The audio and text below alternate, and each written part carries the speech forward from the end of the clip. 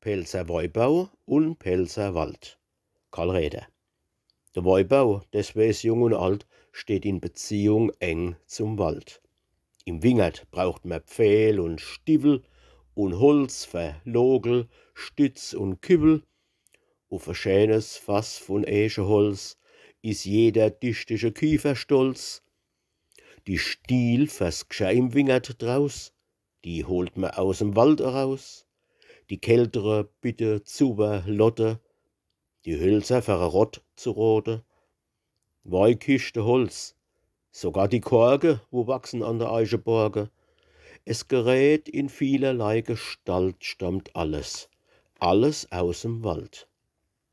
A Streu vermischt im Wingert draus, die kratzt man aus'm Wald heraus.